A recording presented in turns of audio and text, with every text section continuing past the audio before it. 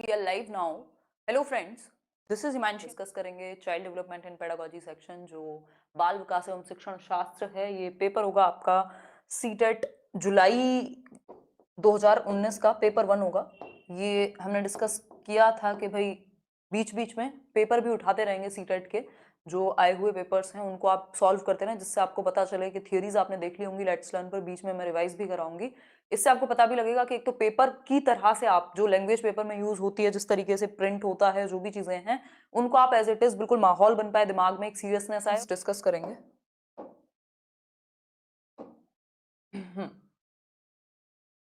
पहला क्वेश्चन है आपके सामने, which of the following constructs does right to education act 2009 advocate. Hopefully clear दिख रहा होगा। अगर किसी को कोई समस्या हो तो बताओ, अगर और जूम करना हो तो। बिल्कुल, थोड़ा सा और जूम कर लेते हैं, कोई दिक्कत नहीं है, ठीक है। तो पहला क्वेश्चन क्या कहता है हमसे, which of the following constructs does right to education act, RTE act 2009 निम्नलिखित संरचनाओं में से शिक्षा का अधिकार अधिनियम 2009 किसकी वकालत करेगा, किसको एडवोकेट करेगा। पहला है आपके सामने इंक्लूसिव एजुकेशन को, यानी समावेशी शिक्षा को। दूसरा है सेग्रीगेशन यानी कि पृथकीकरण, या फिर मेन स्ट्रीमिंग यानी कि मुख्यधारा शिक्षण, या फिर इंटीग्रेटेड एजुकेशन। बहुत बढ़िया, फर्स्ट आंसर यानी इंक्लूसिव। अब आप ये देख चुके हैं, ये घुमा घुमा के कितनी बार यही क्वेश्चन पूछा है इन्होंने। इंक्लूसिव एजुकेशन यानी कि समावेशी शिक्षा, सबको इंक्लूड किया जाए, चाहे कोई स्पेशल बच्चा हो जिसको कोई प्रॉब्लम है, चिल्ड्रन विद स्पेशल नीड्स है, चिल्ड्रन विद डिसेबिलिटीज है ना, CWSN कैटेगरी जिसको हम बोलते हैं, उसके साथ बच्चे को तो आप एडमिशन दे ही रहे हो, साथ में क्या कर रहे हो, एक चीज और करते हैं हम कि उसकी नीड्स के अकॉर्डिंग, उसकी एबिलिटीज के अकॉर्डिंग आप इंडिविजुअल डिफरेंसेस को ध्यान में रखते हुए अपने इंस्ट्रक्शन में परिवर्तन करते हैं, अपने तरीके में परिवर्तन करते हैं। टीचर चेंज होगा या सिस्टम चेंज होगा बच्चे के लिए, ठीक। तो इंक्लूसिव एजुकेशन का सबसे बड़ा बेनिफिट यही है कि ये सभी के लिए है और सभी की नीड्स को ध्यान में रखते हुए शिक्षा देना है, ना कि सिर्फ और सिर्फ। इंटीग्रेटेड में क्या होता था, आपने एडमिशन दे दिया, एक रिसोर्स रूम बना हुआ है, वहीं जाकर के बच्चा देखे, बहुत ज्यादा ध्यान उसके लिए फैसिलिटीज पर नहीं दिया जाता था। मेन स्ट्रीमिंग में भी यही है, आप कुछ पर्टिकुलर क्लासेस तो आपने स्पेशल रख दी, 2-4, ठीक, नॉर्मल बच्चों के साथ, लेकिन आप एक्सपेक्ट भी करेंगे कि ये भी बराबर रिजल्ट लेकर के आए। लेकिन इंक्लूसिव एजुकेशन में आप लाइफ स्किल्स, सोशल स्किल्स, या जो उसकी एबिलिटीज के अकॉर्डिंग बेहतर है वो सिखाने की कोशिश करते हैं। एक बार को एकेडमिक्स में थोड़ा बहुत ऊपर नीचे हो सकता है, क्योंकि जरूरी नहीं है कि सबसे आप सेम रिजल्ट एक्सपेक्ट करें। तो ये बहुत बड़ा डिफरेंस है इंक्लूसिव में और मेन स्ट्रीमिंग में। सेग्रीगेशन तो कभी करते ही नहीं है, मतलब अलग थलग नहीं करते हम, बच्चे को सबके साथ सिखाने की बात करते हैं। चलिए आगे बढ़ेंगे। सेकेंड क्वेश्चन है, dash is the philosophy that all children have a right to get equal education in a regular school system.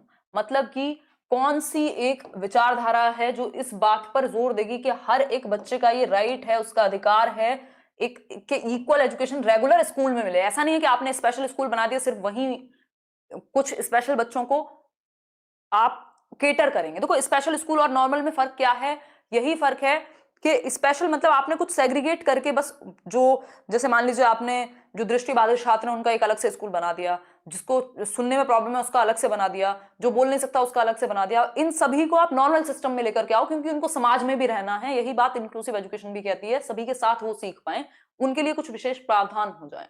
तो सिंपल बात है, ये बात इंक्लूजन है। इंक्लूजन जो है समावेशन, जैसे प्रकृति, आपकी प्रकृति मतलब मदर नेचर जो है, जिस तरीके से हम सभी को इंक्लूड करके रखती है, चाहे आप अमीर हैं, गरीब हैं, चाहे आप कुछ कोई भी हैं, जिस तरीके से नेचर आपको हवा, पानी, सूर्य का प्रकाश बराबर देती है बिना किसी भेदभाव के, उसी तरीके से आप एजुकेशन भी सभी को साथ लेकर के चलें। यही बात इंक्लूसिव एजुकेशन के पीछे ये थॉट है, ये फिलोसफी है कि सभी को इंक्लूड किया जाए। मेन स्ट्रीमिंग में आपने एडमिशन दे दिया, आप कुछ स्पेशल क्लासेस भी दे देंगे, बट एक्सपेक्टेशन सेम रहेगी सबके लिए, या फिर प्रावधान उतने ज्यादा नहीं होंगे जैसे इंक्लूसिव एजुकेशन में होते हैं, ठीक है। आगे बढ़ेंगे थर्ड क्वेश्चन की तरफ। थर्ड क्वेश्चन है, आर टीचर शुड, एक टीचर को क्या करना चाहिए, बताइए एक बार। आर टीचर शुड, चार ऑप्शंस दिए हुए हैं, एक शिक्षक को चाहिए। पहला ऑप्शन है promote students belonging to certain cultures, सिर्फ कुछ ही कल्चर्स के, कुछ स्पेसिफिक संस्कृति के बच्चों को तो वो आगे बढ़ावा दे जिनसे वो खुद जुड़ा हुआ हो, अदरवाइज तो ना दे।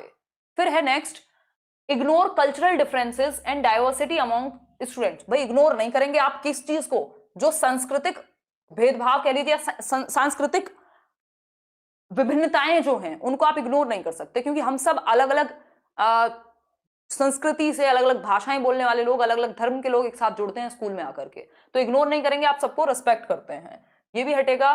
Communicate that she respects and values all cultures in the classroom, ये बात कन्वे करें, आप संप्रेषित करें ये बात कि आप एज अ टीचर, एक शिक्षक या शिक्षिका के रूप में आप सभी संस्कृतियों का सम्मान करते हैं या करती हैं, जो मेरी तो पर्सनली बहुत कोशिश रहती है और एज अ ह्यूमन बीइंग भी हमें करनी चाहिए टीचर्स से पहले। तो सी ऑप्शन बिल्कुल सिंपल सही है। मैक्सिमाइज कंपैरिजंस को बढ़ावा देना कभी भी सही नहीं हो सकता। सी ऑप्शन सिंपल आंसर है। और इस तरह के जो सिचुएशन बेस्ड क्वेश्चन बहुत पूछे जाते हैं सीटेट में, ठीक है। तो होपफुली आपको ये बात क्लियर हुई होगी। आगे बढ़ती हूं मैं नेक्स्ट क्वेश्चन की तरफ। बिल्कुल 30 का सेट रहेगा, 30 क्वेश्चंस को प्रॉपर तरीके से हम डिस्कस करेंगे, फिर आगे बढ़ेंगे। क्वेश्चन नंबर 4, क्वेश्चन नंबर 4 है चिल्ड्रन कैन लर्न इफेक्टिवली, बच्चे प्रभावी रूप से सीखते हैं या ज्यादा बेहतर तरीके से सीखते हैं जब उनको क्या होगा, देखते हैं।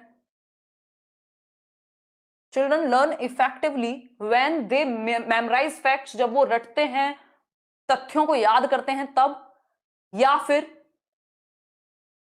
नेक्स्ट है, और कितना जूम करोगे भाई,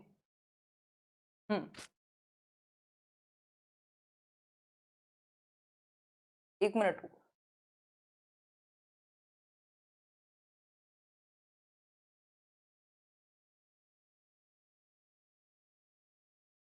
ज्यादा जूम करने पे होगी दिक्कत, तो इतने में खुश रहो।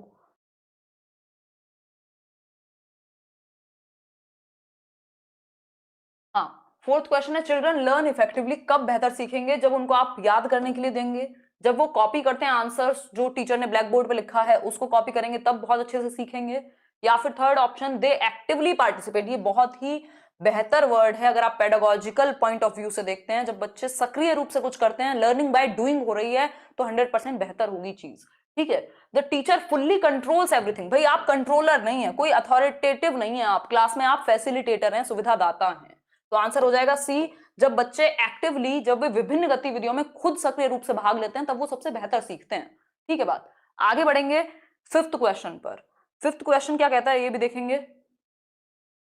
फिफ्थ क्वेश्चन है चिल्ड्रन शुड डैश क्वेश्चंस, मतलब बच्चों को, children should dash questions in the classroom, क्या करना चाहिए बच्चों को, कक्षा में प्रश्न पूछने चाहिए, नहीं पूछने चाहिए, क्या होना चाहिए। डिस्करेज करेंगे, आप नहीं पूछने देंगे। नॉट टू बी अलाउड, भाई आप अलाउ नहीं करेंगे, बच्चे को अनुमति नहीं देंगे कि वो क्वेश्चन पूछ सके। स्टॉप्ड फ्रॉम आस्किंग, रोक देंगे, या फिर एनकरेज करेंगे। बिल्कुल जितने भी लोग फोर्थ आंसर दे रहे हैं एकदम क्लियरली सही है, बहुत सारे लोग आप लोग कमेंट कर रहे हैं।